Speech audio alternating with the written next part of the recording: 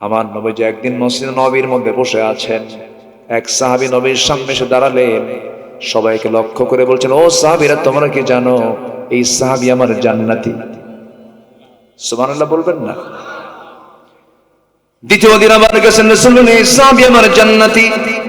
তৃতীয় দিন চলে গেছেন, রাসূল বলেন এই সাহাবী আমার জান্নাতি। সাহাবীরা আশ্চর্য হয়ে গেলেন, রাসূল এই সাহাবীর ব্যাপারে 3টা দিন সাক্ষ্য দিলেন, কি যেন আমল আছে তার। ওই সাহাবীর পিছে পিছে ওমরে ফারুক চলে গেলেন তার বাড়িতে গিয়ে বলছো, আমার ভাই রে, রাসূল তোমাকে জান্নাতি বলেছেন, তোমার আমল কিছু আমার নেওয়া দরকার, তুমি কিছু আমার আমল আমাকে শিখায় দাও। সেই সাহাবী বলছেন, আমিরুল মুমিনিন ভাই ওমর, আপনি আমাকে যে বিষয়টা জানার জন্য আপনি আমার বাড়ি পর্যন্ত চলে এসেছেন, আমার বিশেষ কিছু আমল আপনি দেখতে পাবেন না। আমার বিশেষ আমল যদি শেষ আমল করে থাকে, সেটা হলো সারাদিন রাত সারাদিন লোকজনদের সঙ্গে আমি চলাফেরা করি, সবকিছু করি, লেনদেন করি, চলাফেরা করি, খাওয়া দাওয়া করি, উঠা বসা করি। রাত্রিবেলা যখন বিছানায় যেতে নেই, বিছানায় যাওয়ার সময় আমি সারাদিন যত লোকের সঙ্গে কথা হলো, যোগাযোগ হলো, কোনো কষ্ট যদি পেয়ে থাকিও, ঘুমানোর পূর্বে আমি এই কথা বলি, আজকে আমার সঙ্গে যত লোকের সঙ্গে কথা হয়েছে, দেখা হয়েছে, যে যতই মন খারাপ করুক না কেন, যাকে আমি যতই পরিমাণ কষ্ট দেই না কেন, আমিও কষ্ট পাই না কেন, সমস্ত কষ্টকে সব ভুলে গিয়ে আমি সবাইকে মাফ করে দিলাম। আমার নবীজির জীবনে কোনো গুনাহ ছিল না, কিন্তু আমার নবীজি যখন রুকুতে চলে যেতেন, ছটফট করতেন, তিনি সেজদায় চলে যেতেন, কাঁদতে কাঁদতে বেকার হয়ে যেতেন। আমার নবীজি সেজদায় পড়ে ঘন্টার পরে ঘন্টা কাটায় দিয়েছেন, গোটা রাত চলে গেছে, আমার নবীজির 2 রাকাত নামাজ শেষ হয় নাই। ওয়াল্লাযীনা ইয়াবিতুনা লিরাব্বিহিম সুজদান ওয়া কিয়ামা والذين يقولون ربنا اصرف عنا عذاب جهنم إن عذابها كان غراما إنها ساءت مستقرا ومقاما জোরে বলুন আল্লাহু আকবার। আমার নবীজির রাত যখন শুরু হয়ে যেত, ডুকরে ডুকরে কাঁদতেন, আওয়াজ করে করে কাঁদতেন। কোন এক রাতের আধারে আমার নবীজির পাশে আম্মা জান আয়েশা বসেছিলেন, আমার নবীজি সেজদায় পড়ে কাঁদতেছেন, তার সেজদার কান্না দেখে ছটফট করছেন। আমার আম্মা জান আয়েশা সিদ্দিকা রাদিয়াল্লাহু তাআলা এক সময় আওয়াজ তার বন্ধ হয়ে গেল, আওয়াজ বন্ধ হয়ে গেছে, নড়াচড়া নাই, কোনো আওয়াজ নাই। আম্মা জান আয়েশা সিদ্দিকা মনে মনে ভাবতেছেন, রাসূল বুঝি ইন্তেকাল করেছেন। তিনি তার গায়ে চিমটি কাটলেন, রাসূল নড়ে উঠলেন। নামাজ শেষ করার পরে বলছে, আয়েশা আমাকে চিমটি কাটলে কেন, কি হয়েছে? তিনি বলছেন, ইয়া রাসূলুল্লাহ, আপনি সেজদা থেকে মাথা নড়ান না, আপনি শরীর নড়াচ্ছেন না, সম্পূর্ণ চুপচাপ আছেন। আমি মনে মনে ভাবতেছি, রাসূল বুঝি দুনিয়া থেকে বিদায় নিয়েছে। আমার নবীজির ঘন্টার পরে ঘন্টা চলে যেত সেজদার ভিতরে, এত পরিমাণ কাঁদতেন, কাদার আওয়াজ বের হতো। নাসাই শরীফের হাদিস, আমার নবীজি যখন কাঁদতেন নামাজের মধ্যে, কোন পাতিলে পানি নিয়ে যদি পাতিলটা যদি গরম করা হয়, চুলায় যদি রাখা হয়, চুলার আগুনে ওই পানি যেমন যখন সিদ্ধ হওয়ার পরে যখন টকবক করে, ওই পানির আওয়াজের সমান পানি যেমন সিদ্ধ হলে পরে যেমন আওয়াজ করে, আমার নবী যখন সেজদায় পড়ে কাঁদতেন, টকবক গলা পানির মতো আমার নবীর মুখ থেকে আওয়াজ বের হতো। চোখ থেকে পানি বের হয়ে যেত, যাই নামাজ ভিজে যেত। আমার বন্ধুগণ, এই জন্য জীবনের সকল জায়গায় কাউকে ভয় করা যাবে না, ভয় করতে হবে কাকে? নামাজ পড়বো কয় ওয়াক্ত? আসতে বলবেন না, কয় ওয়াক্ত নামাজ? একানা জামাতে, বুঝে না না বুঝে, জেনে না না জেনে। বলেন জেনে না না জেনে, তাড়াহুড়ো না, আস্তে আস্তে। কিছু কিছু মুসল্লি আছে, মসজিদে আসলেই মনে হয় বাড়িতে বউ মরছে, এরকম আছে না? আসে সবার শেষে, আর ইমামকে শুধু হুমকি দেয়, হুজুর এই যে ঘড়ি দেখেন, ঘড়ি দেখেন, তাড়াতাড়ি খুতবা দেন, আছে না নাই? ঘড়ি দেখেন লাগতে কি মুসল্লির না খতিবের? আর ম্যাক্সিমাম মসজিদে ঘড়ি দেখে কে? মুসল্লি দেখে। মুসল্লি দেখে হুজুরকে বলে, হুজুর সময়ের জ্ঞান নাই আপনার?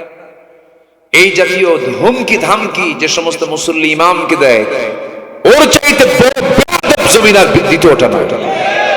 এরকম বেয়াদব কিছু আছে না? এটা ঠিক না। আমি যে সূরা থেকে তেলাওয়াত করেছি সূরাতুল হুজুরাত, এটা যদি আজকে এই দেশের প্রত্যেকটা শিক্ষাঙ্গনের সিলেবাসে যদি বাধ্যতামূলক করে দেওয়া হতো, অন্তত এই জাতি বেয়াদব হতো না। সম্মানিত ভাইয়েরা, আমি তো হালই ছেড়ে দিয়েছিলাম। আমি ভাবছিলাম যে এই দেশের কোন সিলেবাসে বাচ্চাদেরকে পড়াবো, আমি পড়াবোই না সিলেবাসে।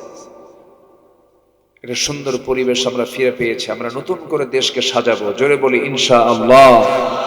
আমি একটু বলতেছি, যারা মুমিন হবে তারা কি শত্রু হবে না ভাই ভাই হবে? আমরা কি হয়ে আছি এখন? ভাই ভাই কই? আল্লাহ রাব্বুল আলামিন বলেন, ইন্নামাল মুমিনুনা ইখওয়াতুন ফাসলিহু বাইনা আখওয়াইকুম ওয়াত্তাকুল্লাহা লাআল্লাকুম তুরহামুন। জোরে বলুন আল্লাহু আকবার।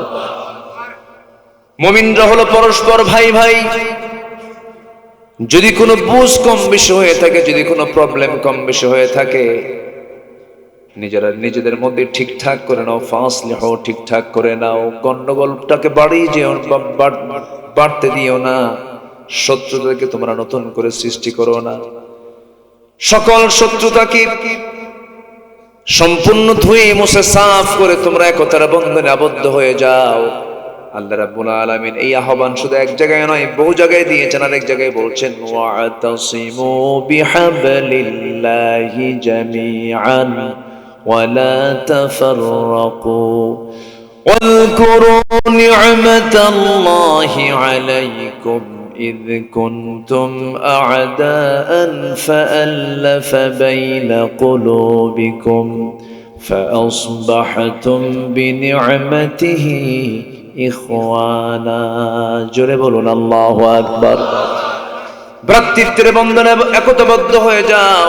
والمؤمنون والمؤمنات بعضهم أولياء بعض يأمرون بالمعروف وينهون عن المنكر।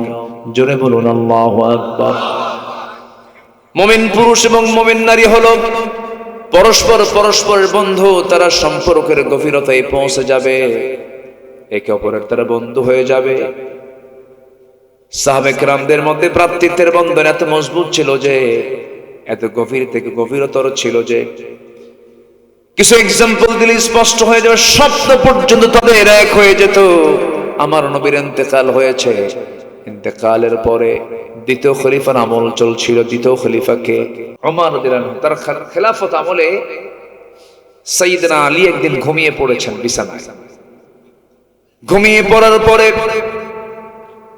ঘুমের মাঝে তার স্বপ্ন শুরু হয়ে গেছে। ঘুমের মধ্যে আমরা স্বপ্ন দেখি কিনা বলেন? প্রত্যেক মানুষ কম বেশি স্বপ্নের মধ্যে দেখে। ঘুম চলে গেলে বিভিন্ন স্বপ্ন দেখে।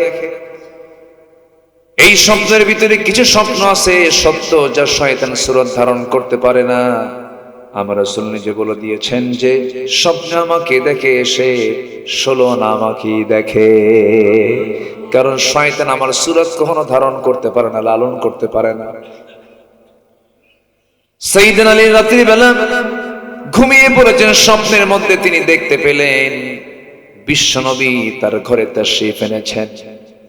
তার ঘরে ঢুকে সালাম দিয়ে আমার নবীজি তার শিয়রে বসে বলছে, আলী, বহুদিন যাবত তোমার সঙ্গে আমার দেখা হয় না, আজকে দেখা করতে আসলাম। আলী, মুখটা ফাঁকা করো। ব্যাগের মধ্যে অনেকগুলো খেজুর ছিল, পোটলার মধ্যে খেজুর ছিল। সেখান থেকে একটা খেজুর 3 আঙ্গুলে নিয়ে আমার নবীজি স্বপ্নের মধ্যে তাকে খাওয়ায়া দিলেন। সাইয়েদনা আলী স্বপ্নের মধ্যেই তিনি খেয়ে নিলেন। যখন তিনি খেজুরটা মুখের মধ্যে নিয়েছেন, হঠাৎ করে ঘুম ভেঙে গেছে। ঘুম থেকে জায়গা পেয়ে দেখেন তাজা খেজুরের স্বাদ তার জিহ্বায় ফুটে উঠেছে। ওযু বানালেন, আবেগ আপ্লুত হয়ে পড়লেন। তাহাজ্জুদের নামাজে দাঁড়ায় গেলেন। নামাজ শেষ করে এবার ফজরে চলে গেছেন মসজিদে। আমার বন্ধুগণ, মসজিদে গিয়ে প্রথম কাতারে জায়গা পান নাই, দ্বিতীয় কাতারে জায়গা পান নাই। তৃতীয় কাতারে ঠিক মাঝখানে গিয়ে নামাজে দাঁড়ায় গেলেন। নামাজ পড়াচ্ছেন বেতনভুক্ত কোনো ইমাম নয়, নামাজ পড়াচ্ছেন দুনিয়ার সাধারণ আমাদের দেশে ইমামদের মতো ইমাম নয়, পাওয়ারলেস কোন ইমাম নয়।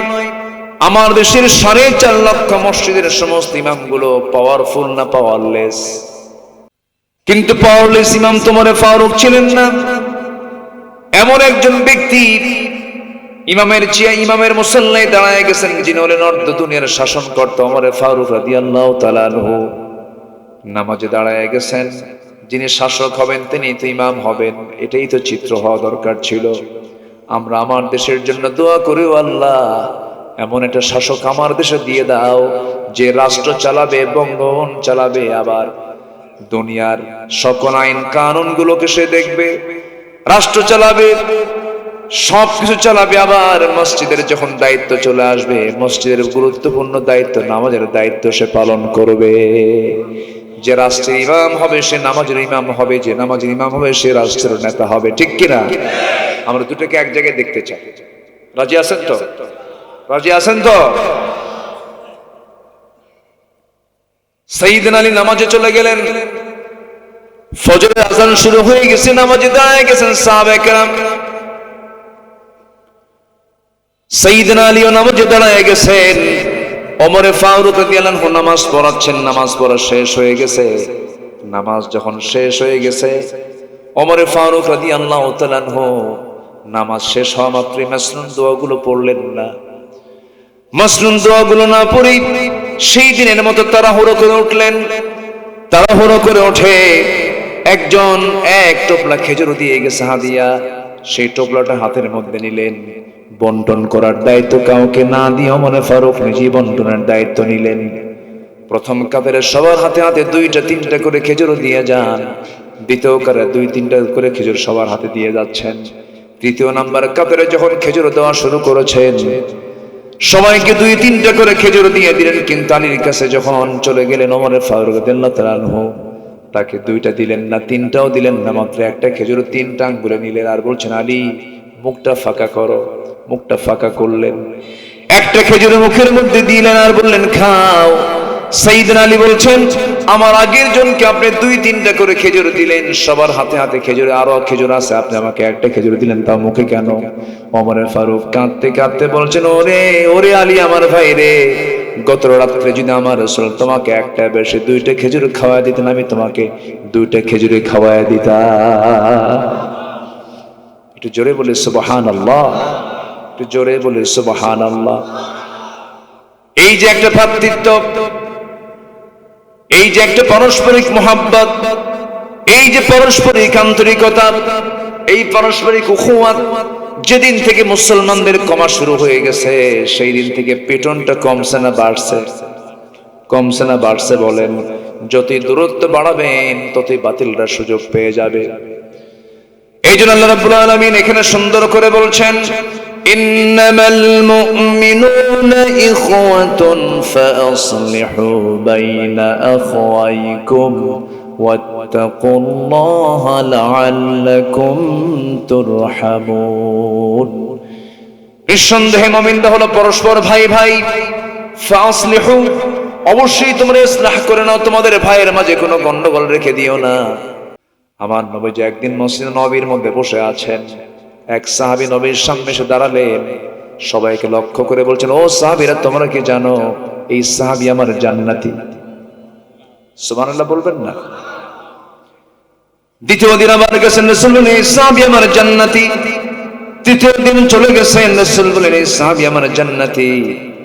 সাহাবীরা আশ্চর্য হয়ে গেলেন। রাসূল এই সাহাবীর ব্যাপারে 3টা দিন সাক্ষ্য দিলেন, কি যেন আমল আছে তার।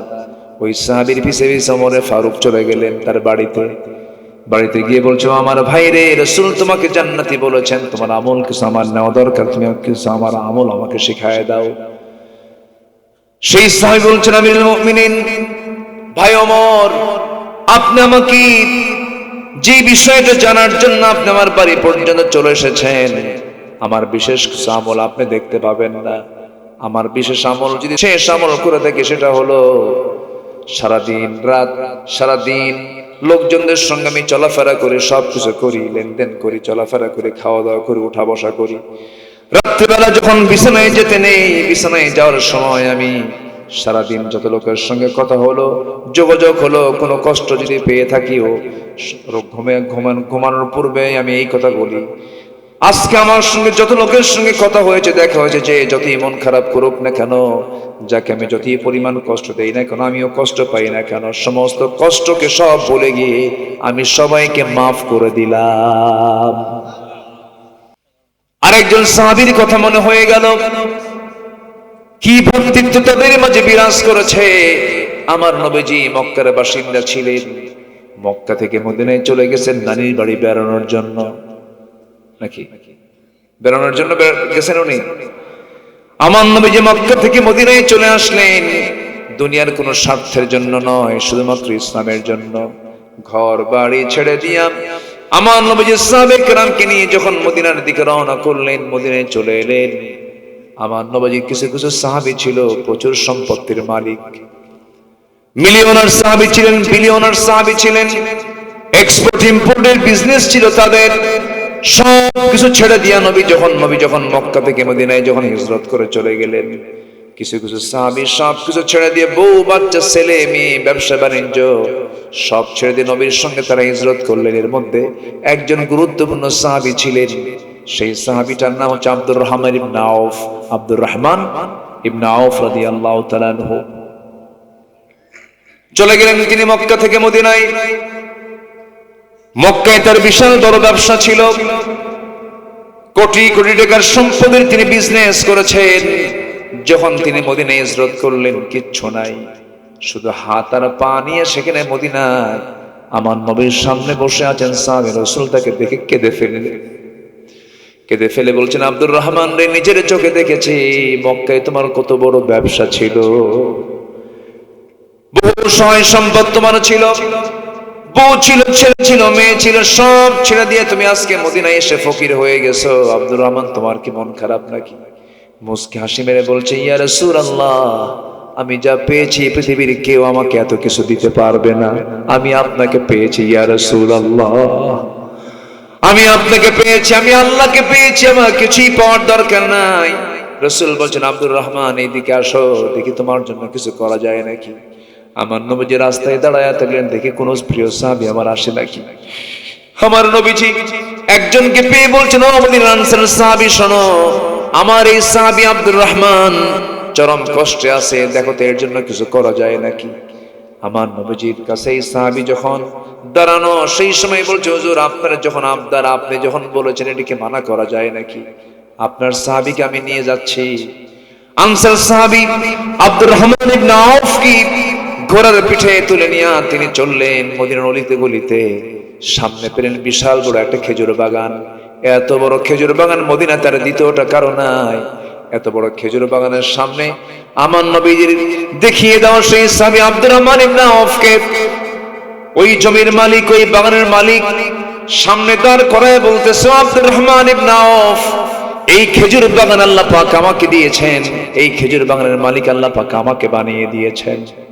তুমি যদি চাও, আমি এই মুহূর্তে এই সম্পত্তি, এই খেজুর বাগানটা আমি তোমার নামে দলিল করে দিলাম।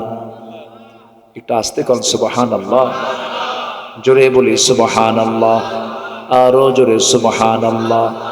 কি প্রাপ্তিতে তাদের মাঝে বিরাজ করেছে। এরপরে বলতেছে, ভাই তুমি এটা নিতে পারো, আমার আরেকটা খেজুর বাগান আছে।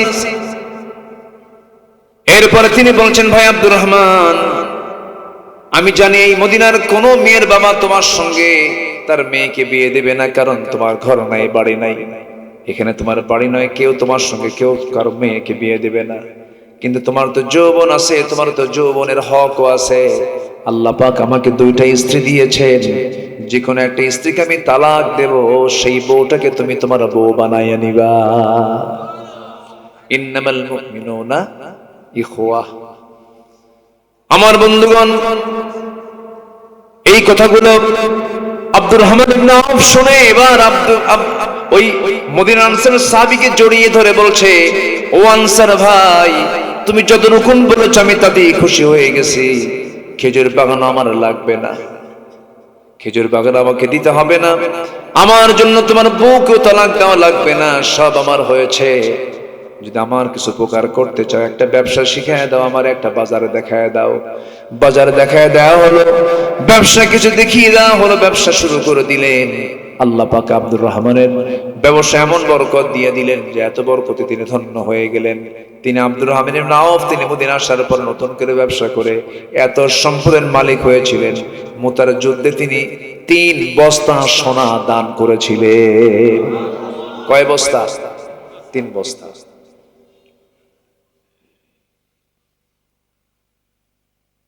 এই আব্দুর রহমান ইবনে আউফ রাদিয়াল্লাহু তাআলা আনহু ব্যবসা শুরু করে দিলেন। টাকা পয়সা কামাই হলো, কিছু সম্পদ জমা হয়ে গেছে। বিয়ের জন্য তিনি প্রিপারেশন নিয়ে নিলেন। একদিন মেয়েকে দেখতে গেছেন, এক মহিলাকে বিয়ের জন্য দেখতে গেছেন, পছন্দ হয়েছে, বিয়ে করে ফেলেছেন। 3-4 দিন পর নবীর দরবারে যখন তিনি আসলেন, রাসূল বলেছেন, আব্দুর রহমান, তোমার গায়ে সুন্দর পোশাক দেখতেছি, সুগন্ধি তোমার শরীর থেকে বের হচ্ছে, আমার মনে হচ্ছে তুমি একটা কিছু ঘটাইছো, মনে হয় তুমি বিয়ে করে ফেলেছো। সঙ্গে সঙ্গে আব্দুর রহমান বলছেন, ইয়া রাসূলুল্লাহ, হ্যাঁ সত্যি হুজুর, আমি বিয়ে করে ফেলেছি। রাসূল বলেন, তুমি আমাকে দাওয়াত দিলা না। আমার বন্ধুগণ, দেখবেন বিয়ের সময় যখন হয়ে যায় কারো, বিয়ের দিন তারিখ ঠিক হয়ে গেলে অনেক সময় কাছের বন্ধু বাদ পড়ে যায়, হয় না? এরকম হয় না? বাদ পড়ে যায়। আমার নবীজি মনক্ষুণ্ণ হলেন না, শুধু বললেন, বিয়ে তো করেছ, মোহরানার টাকা দিয়েছ নাকি? হুজুর, মোহরানার টাকা দিয়েছি। এই যে আমি কিছু ব্যবসা করেছি, ব্যবসা করে কয়েক রতি সোনা কামাই করেছি, সেই কয়েক রতি সোনা আমি আমার বউয়ের হাতে দিয়ে মোহরানা পরিশোধ করে আমার বউটাকে রানী বানায়া ঘরে নিয়ে আসছি। আমার নবীজির সঙ্গে সঙ্গে কাঁদা কাঁদা কণ্ঠে বলছেন, আল্লাহ, আমার এই সাহাবীর ব্যবসায় তুমি আল্লাহ বরকত দিয়ে দাও।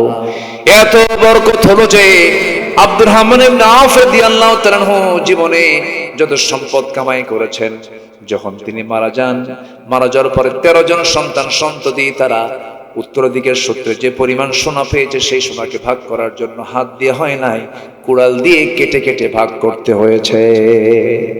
জোরে বলে সুবহানাল্লাহ, আরো জোরে বলে সুবহানাল্লাহ।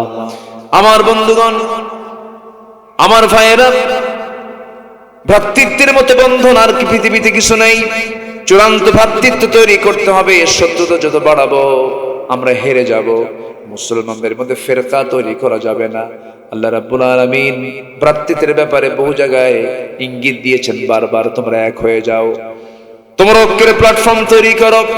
আমার বন্ধুগণ, আল্লাহ রাব্বুল আলামিন আবার বলছেন, ফাসলিহু বাইনা আখওয়াইকুম, তোমার ভাই কোন একটা দোষ করেছে, তা আড়াল করে ফেলো, তাকে সংশোধন করার জন্য চেষ্টা করো। পৃথিবীতে ওই লোকটাই সবচাইতে বড় বিচক্ষণ মানুষ, যে তার নিজের জীবনের ভুলগুলো খুঁজে খুঁজে বেড়ায় আর অন্যের জীবনের গুণগুলো খুঁজে খুঁজে বেড়ায়। আমরা মানুষের দোষ খুঁজবো না, গুণ খুঁজবো। বলেন বলেন। আর নিজের কি খুঁজবো? কিন্তু আজকের সমাজের চিত্র কি বলেন? অন্যের দোষ আর নিজের। আমি কি কম কিছু? আমি কি তাহাজ্জুদ বাদ দিই?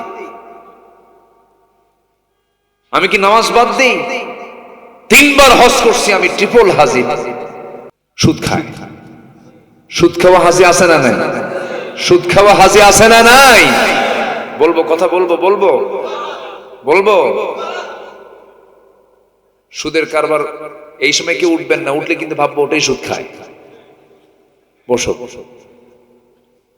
সুদ খাওয়া কি? জোরে বলুন, সুদ খাওয়া কি? চরম চরম হারাম। শুধু হারাম না, বড় হারাম এটা। আজকে অবলীলায় এটা চলছে আমাদের সমাজে। আল্লাহ রাব্বুল আলামিন সুদের ব্যাপারে বলছেন, লা তাকুলুর রিবা দুআফান মুদাআফা, তোমরা চক্রাকারে সুদের কারবার করো না। আহাল্লাল্লাহুল বাইআ ওয়া হারামার রিবা, আল্লাহ তাআলা ব্যবসাকে করেছেন হালাল, সুদকে করেছেন কি? আরো জোরে বলেন, সুদকে কি করেছেন? হারাম করেছেন। সুদের সর্বনিম্ন গুনাহ হলো নিজের মার সঙ্গে জিনা করা। জোরে বলি নাউযুবিল্লাহ, আরো জোরে নাউযুবিল্লাহ।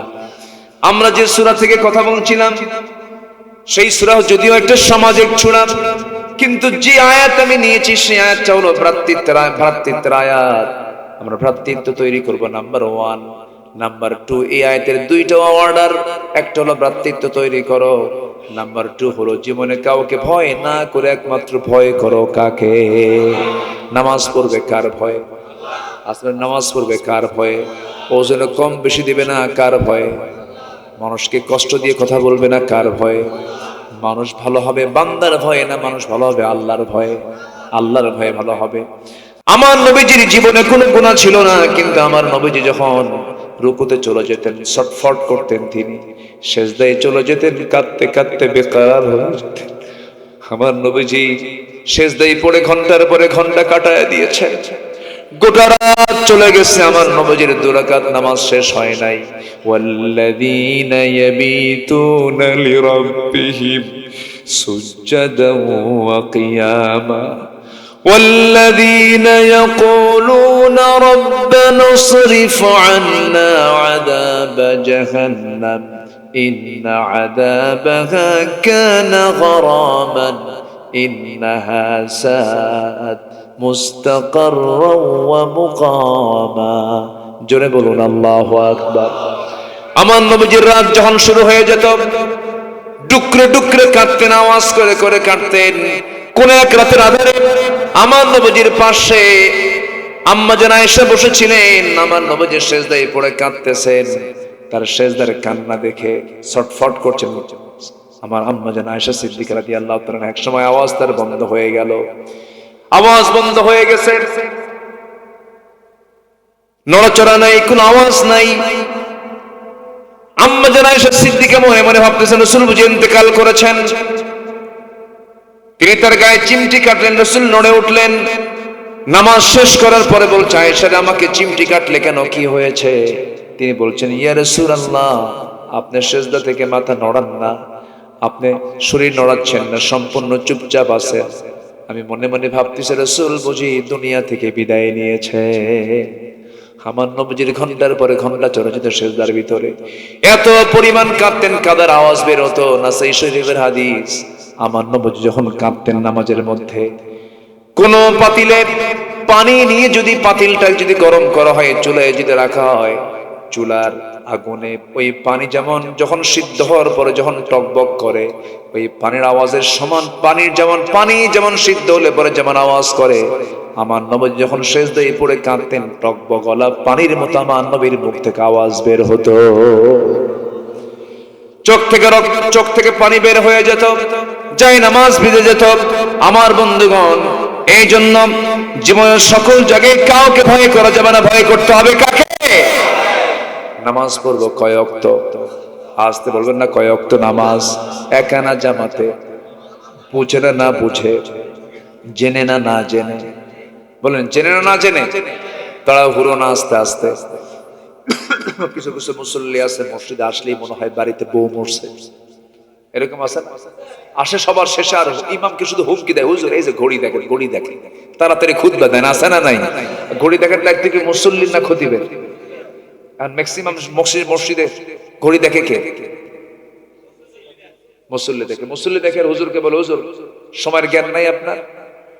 এই জাতীয় হুমকি ধামকি যে সমস্ত মুসল্লি ইমামকে দেয়, ওর চাইতে বড় বেয়াদব জমিদার দ্বিতীয়টা না। এরকম বেয়াদব কিছু আছে না? এটা ঠিক না। আমার বন্ধুগণ, নামাজে কোনো তাড়াহুড়ো করা চলবে না। ইমাম নামাজ যত লম্বা করে তার সম্মান তত বেশি। আল্লাহু আকবার বলে। তারাবির নামাজ আমার দেশে কিছু কিছু মসজিদ আছে 20 রাকাত নামাজ 10 মিনিটই শেষ। শয়তান কয় আমিও বুঝি নাই, আছে না নাই? আমিও বুঝি নাই। এক হাফেজ সাহেব সুন্দর করে তেলাওয়াত করেন, আস্তে আস্তে করে তেলাওয়াত করেন, তারাবি নামাজ পড়ান, আরেকজন তাড়াহুড়ো করে তারাবি পড়ায়। সমস্ত মুসলিমরা রিপোর্ট করলো যে হুজুর আস্তে আস্তে পড়ে এটা তো আলসা হুজুর, ওটা দিয়ে কাম হবে না, ওটাকে চেঞ্জ করো। কিন্তু না না, প্রকৃত ইমাম তো, প্রকৃত সহি ইমাম তো তিনি, যিনি আস্তে আস্তে করে প্রত্যেকটা আয়াত শেষ করে করে সুন্দর করে কোরআন তেলাওয়াত করে করে নামাজ পড়াবেন। নামাজ পড়ার নিয়ম তাড়াহুড়ো নয়, নামাজ পড়ার নিয়ম হলো আস্তে আস্তে। কারণ আমার জীবনের শ্রেষ্ঠ মুহূর্ত হলো, ইমানদারের জীবনের শ্রেষ্ঠ মুহূর্ত হলো নামাজ। জোরে কোন সুবহানাল্লাহ। যার নামাজ সুন্দর তার সব সুন্দর, যার নামাজ সুন্দর নয় তার পৃথিবীর কোনো কাজে সুন্দর নয়। আমার নবীজি নামাজের ব্যাপারে খুব যত্নশীল ছিলেন। আমরা নামাজটা রেগুলার পড়বো। কয় ওয়াক্ত বলেন? আসতে বলবেন না, কয় ওয়াক্ত? বুঝে না না বুঝে? নামাজের মধ্যে যদি কোনো বান্দা যদি বুঝে নামাজ পড়তে পারে, একজন বুঝবার নামাজি কখনো দুনিয়ার দল করতে পারে না। কি ঠিক কিনা বলেন? এক লোকের বাড়ি হলো মসজিদের সাথে, লোকটা হিন্দু। প্রত্যেক দিন মসজিদের পাশে দিয়ে যায়, আর ইমাম সাহেব যখন রুকু থেকে ওঠে তখন বলে হলো সামি আল্লাহু লিমান হামিদা। হিন্দু লোকটা মনে মনে চিন্তা করে এই ইমাম সাহেবের হলোটা কি? এই গোটা দুনিয়া জুড়ে একটা নামই আছে মহিলার নাম হামিদা, এছাড়া আর দোয়া পাওয়ার মতো কোনো মহিলা নাই। এটা হলো হিন্দুর চিন্তা। কাকে বলবে এখন? তোর ঘরের সাথে এক মুসলমান আছে, তাকে ডাক দিয়ে বলে ভাই তোমাদের ইমাম সাহেবের হলোটা কি? প্রত্যেক দিন শুধু এক মহিলার নামে দোয়া করে, হামিদা হামিদা হামিদা। রহিমা আছে, করিমা আছে, হামিদা মেয়েটা কার মেয়ে? এটা দাদা বাবুর মনে এই চিন্তা আসছে, কিউরিওসিটি জাগছে। তখন যাকে প্রশ্ন করেছে সে আবার মুসলমান। সে বলছে ভাই আপনি যে আমাকে প্রশ্ন করলেন, আমি তো 25 বছর যাবত প্রথম কাতারি 5 ওয়াক্ত নামাজ আমি জামাতের সঙ্গে আদায় করে, কিন্তু আজ পর্যন্ত আমি ঠিক মতো বলতে পারি না আসলে হামিদা মেয়েটা কার মেয়ে। কি কথা কি বুঝতেছেন আপনারা? বুঝতেছেন? তাহলে ওই হিন্দুর ভিতরে আর এর মধ্যে কোনো তফাৎ আছে? আসতে বলেন তফাৎ আছে? যে নামাজি সুদ খায়, যে নামাজি তার বউকে উলঙ্গ করে রাস্তায় বের করে রাখে, যে নামাজি তার সন্তানকে মদের বোতল তুলে দেয়, যে নামাজি আলেমদের বিরুদ্ধে কথা বলে, যে নামাজি আল্লাহর আইনের বিরুদ্ধে কথা বলে, সে নামাজি নয়, সে ভণ্ড, সে প্রতারক। নামাজি এমন হবে না। নামাজি কি এমন হয়? এমন হতে পারে না। আমরা আসল নামাজি হব। জোরে বলি ইনশাআল্লাহ, আর জোরে বলি ইনশাআল্লাহ। যেখান থেকে আমি তেলাওয়াত দিয়ে শুরু করেছি, এই তেলাওয়াত কিন্তু আয়াতের মধ্যে দুটো হুকুম, ফাসলিহু, তোমরা ঠিকঠাক করে নাও। ভ্রাতৃত্বের কোনো ফাটল হলে পরে সেটা তোমরা সংশোধন করে এটাকে জোড়াতালি দিয়ে ঐক্যের প্ল্যাটফর্ম তৈরি করো। এবং সাবধান, ওয়াত্তাকুল্লাহ, তোমরা কাকে ভয় করো? আসতে বলবেন না, কাকে ভয় করো? আল্লাহকে ভয়। এক জায়গায় না সব জায়গায়? আলোতেও ভয়, অন্ধকারেও ভয়, সব জায়গায় ভয় করতে হবে। কিন্তু আল্লাহ যে এমন আল্লাহ, যে আল্লাহর কাছে কোনো আলো নাই, অন্ধকার সব সমান। যেরকম সুবহানাল্লাহ। আল্লাহ রাব্বুল আলামিন বলেন وَيَعْلَمُ خَائِنَةَ الْأَعْيُنِ وَمَا تُخْفِي الصُّدُورُ। তোমার চক্ষু কি খিয়ানত করে, তোমার অন্তরে তুমি কি চিন্তা করেছো, কি দানা বেঁধে রেখেছো, পৃথিবীর কেউ না জানলেও জানেন একমাত্র তিনি আমার কে। এই জন্য আমার বন্ধুগণ, আমরা আল্লাহকে ভয় করব, ভ্রাতৃত্বের বন্ধনটাকে মজবুত করব। আর কিছু হুকুম আল্লাহ রাব্বুল আলামিন সূরা হুজুরাতের মধ্যে দিয়েছেন, মোটামুটি 10টা হুকুম। কয়টা হুকুম বলেন? 10টা হুকুম। এর মধ্যে 2টা হুকুম আমরা জেনে নিলাম, একটা হলো সংশোধন করে নেব, নাম্বার 2 হলো আমরা ভয় করব কাকে?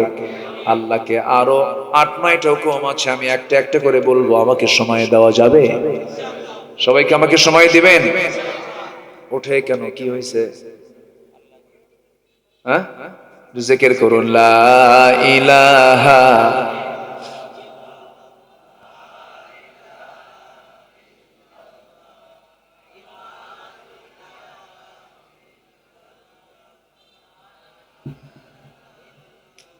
আরো জোরে লা ইলাহা, আরো জোরে লা ইলাহা সুবহানাল্লাহ ওয়ালহামদুলিল্লাহ।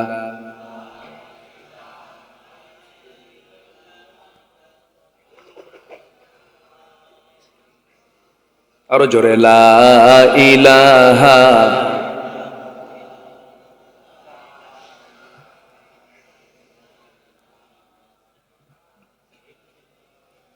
লা ইলাহা ইল্লাল্লাহ, লা ইলাহা ইল্লাল্লাহ, লা ইলাহা।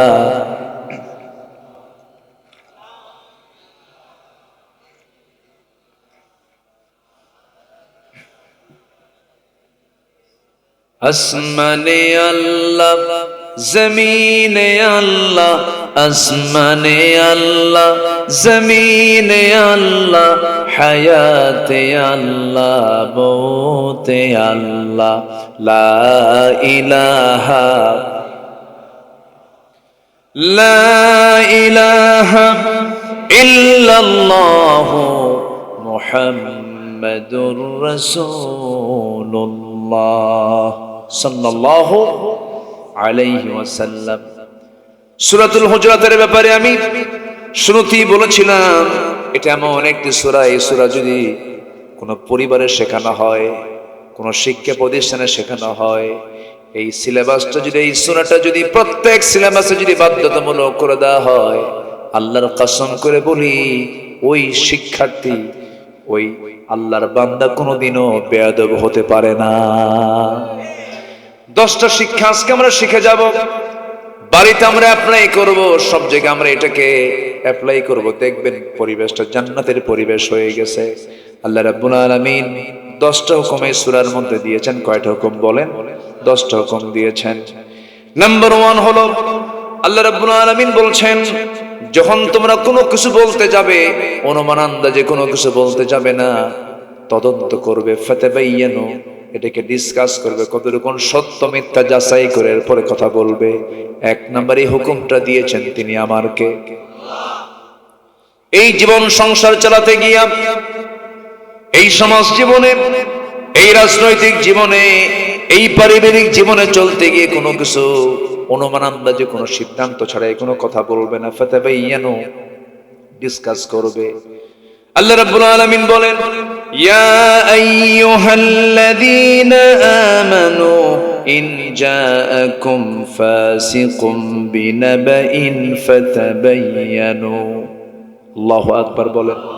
যখন তোমাদের কাছে কোনো ফাসিক লোক যখন সংবাদ নিয়ে আসবে, আগে বিশ্বাস করবে না, আগে ডিসকাস করবে, দেখো তো কতটুকু সত্য কথা। অনুমান আন্দাজ করে কোনো কথা বলে সেটা মিথ্যা, সেটা কি বলেন তো? মিথ্যা, গুনাহ হয়ে যাবে।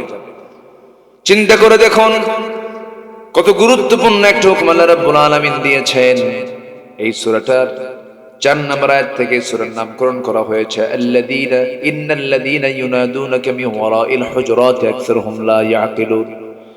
আমার নবীজি একদিন সাহাবে কেরামকে নিয়ে তিনি আলোচনা করছিলেন, হঠাৎ করে সামনে বসে থাকা দুজন সাহাবী, একজন আবু বকর আর একজন ওমর রাদিয়াল্লাহু তাআলা, দুজন আমার নবীর সামনে তারা বাকবিতণ্ডা শুরু করেছেন।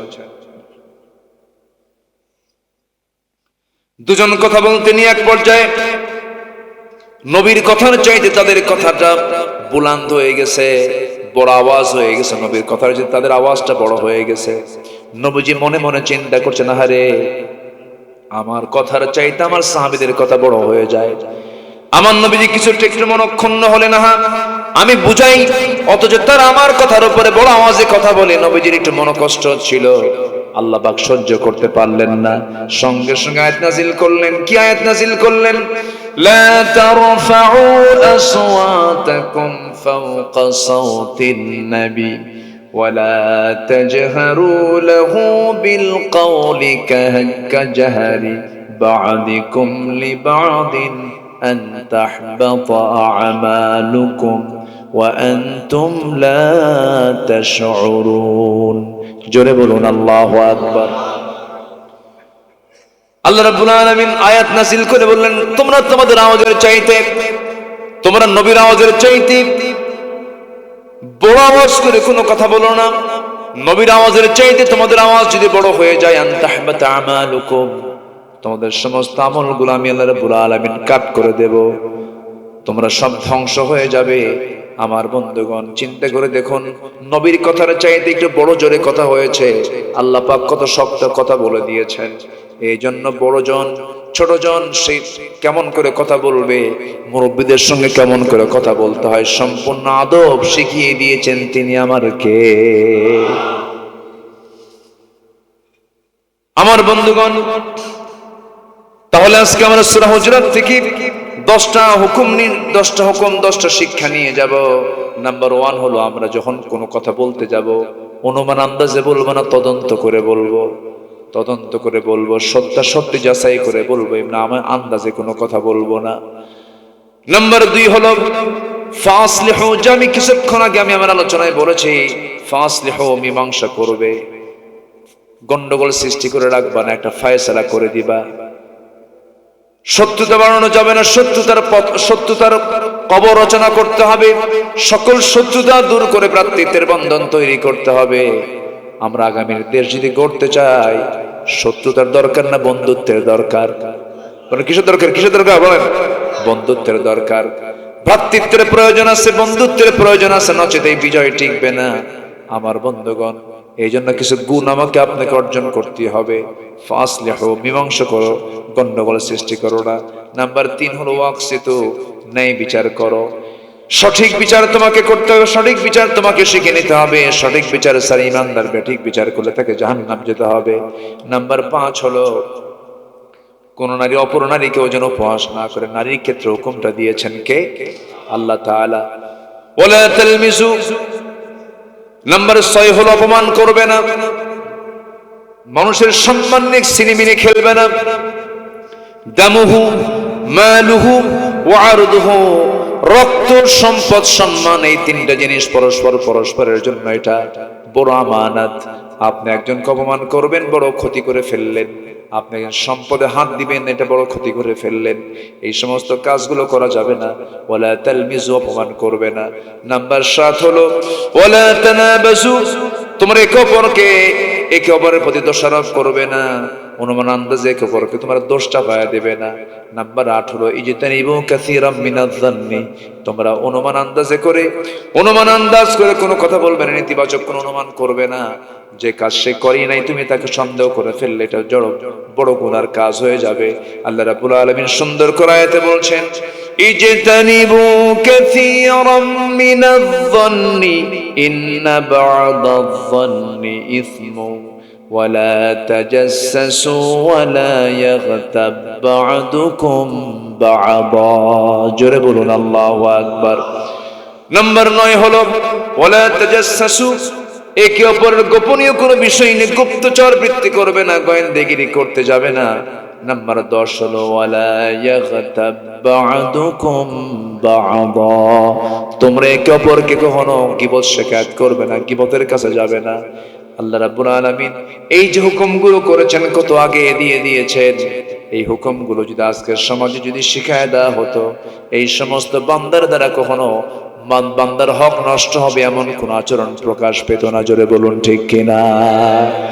আমার ভাইরা, আমার বন্ধুগণ, আজকের মাহফিলে যারা আসছেন, আমি একটা সিদ্ধান্ত আমি আপনাদের কাছে আসছি, মাহফিলে মৃত্যু যতদিন পৃথিবীতে বেঁচে থাকবো 5 ওয়াক্ত নামাজ কখনো ছাড়বো না, এমন সিদ্ধান্ত কি নেওয়া যায় নাকি? এমন সিদ্ধান্ত নিতে চান কারা কারা? একটা হাত তুলে দেখান তো দেখি। জোরে বলি ইয়া আল্লাহ, আরো জোরে ইয়া আল্লাহ। আমাদেরকে 5 ওয়াক্ত সালাত আদায় করার তৌফিক তুমি আল্লাহ দিয়া দাও। জোরে বলি আমিন, আরো জোরে আমিন, আরো জোরে আমিন।